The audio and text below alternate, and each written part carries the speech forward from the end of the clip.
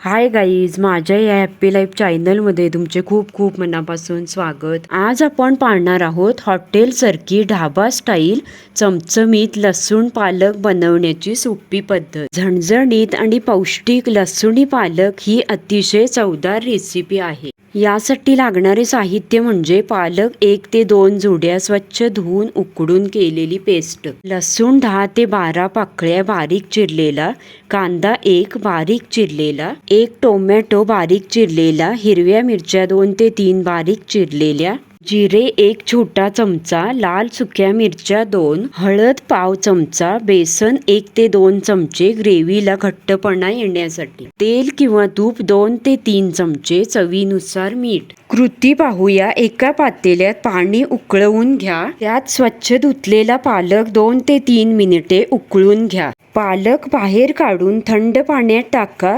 असे केल्याने पालकाचा हिरवा रंग टिकून राहतो। त्यानंतर पाणी काढून पालकाची प्युरी करून घ्या। एका कढईत तेल किंवा तूप गरम करा, त्यात जिरे, बारीक चिरलेला लसूण आणि हिरवी मिरची घालून 1 मिनिटे परता। आता बारीक चिरलेला कांदा घालून तो गुलाबी रंगावर तळा।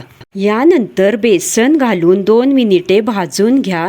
नंतर टोमॅटो आणि हळद घालून टोमॅटो मऊ होईपर्यंत शिजवा। कढईत तयार केलेली पालकाची पेस्ट आणि चवीनुसार मीठ घाला। सर्व मिश्रण चांगले एकत्र करा। आवश्यकतेनुसार पाणी घालून भाजीला मध्यम उकळी येऊ द्या आणि 2 ते 3 मिनिटे मंद आचेवर शिजू द्या। एका छोट्या तडका पॅन मध्ये 2 चमचे तेल गरम करा, त्यात बारीक चिरलेला लसूण आणि सुक्या लाल मिरच्या घालून लसूण सोनेरी होईपर्यंत तळा। ही खमंग फोडणी तयार झालेल्या पालकाच्या भाजीवर ओता आणि लगेचच झाकण ठेवा, जेणेकरून लसणाचा सुगंध भाजीमध्ये उतरेल। चला तर मग ढाबा स्टाईल चमचमीत रेसिपी करून पाहताय ना? आणि माझ्या या व्हिडिओला लाईक आणि शेअर करा आणि माझ्या या चॅनलला अजून सबस्क्राईब केला नसाल तर नक्की सबस्क्राईब करा। पुन्हा भेटू पुढच्या रेसिपीला।